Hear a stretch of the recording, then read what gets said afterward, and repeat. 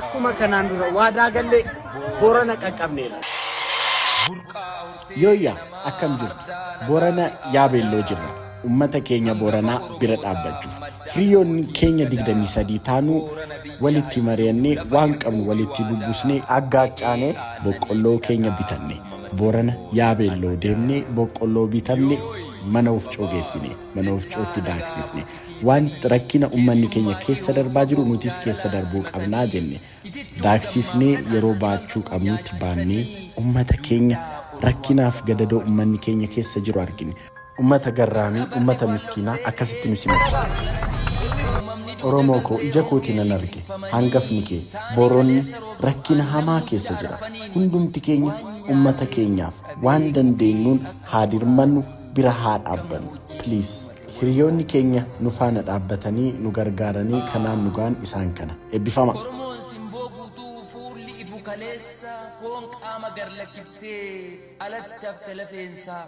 Ofii garaa hidhatee beelli fixee dhalasaa mana jireenyaa diigee citaa soora loowwansa.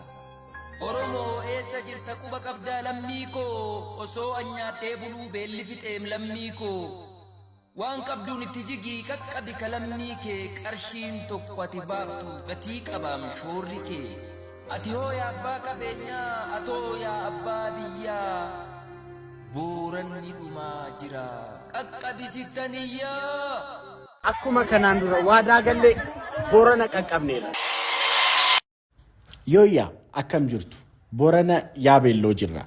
Ummata keenya Booranaa bira dhaabbachuuf hiriyoonni keenya 23 taanuu walitti mari'annee waan qabnu walitti bubbusnee aggaaccaanee boqqolloo keenya bitanne Boorana yaabelloo deemnee boqqolloo bitamne mana ufcoo geessine mana ufcootti daaksisne waan rakkina ummanni keenya keessa darbaa jiru nutis keessa darbuu qabnaa jenne daaksisnee yeroo baachuu qabnutti baannee ummata keenya rakkinaaf gadadoo ummanni keenya keessa jiru argine.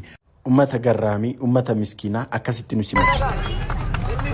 Oromoo koo ija kootiin nan arge hangafni kee Booronni rakkina hamaa keessa jira. Hundumti keenya ummata keenyaaf waan dandeenyuun haa dirmannu bira haa dhaabbannu. Please hiriyoonni keenya nu faana dhaabbatanii nu gargaaranii kanaan nu gaan isaan kana eebbifama.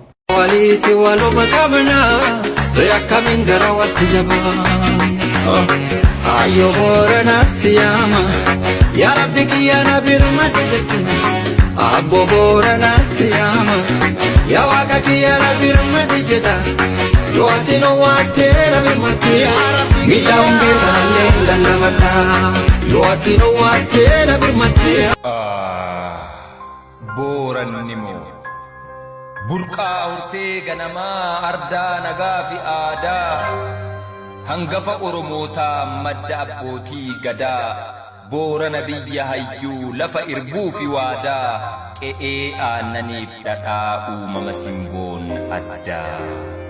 Yooy babaaru jechaa nagaa burqisiisanii keessummaa dhihoo fagoo jaalalaan simatanii itittuu dammaaf dhadhaan imaltuu nyaachisanii duudhaa Oromoo hangafaa barsiisu teessisanii. Har'a barri faalloftee ka'een quufaaf qananii uumamni dugda galtee hongee liqinfamanii saani kaleessa roobsu aannan mucha arfaniin waan nyaatee dhugu dhabee gogee akka qoraanii gammoojjiitti dhumate waloodhaan namaaf saani. Oromoon simboo guutuu fuulli ifu kaleessa foon qaama garlakkiftee alatti hafte lafeensaa ofii garaa hidhatee beelli fixee dhalasaa mana jireenyaa diigee citaa soora loowwansa. Oromoo eessa jirta quba qabdaa lammii koo osoo anyaadhee buluu beelli fixeem lammii koo waan qabduun itti jigii qaqqabi ka lammii kee qarshiin tokko ati baaftu gatii qabaam shoorri kee ati hoo yaa abbaa qabeenyaa atoo yaa abbaa biyyaa. Booranni dhumaa jira qaqqabisitaniyyaa.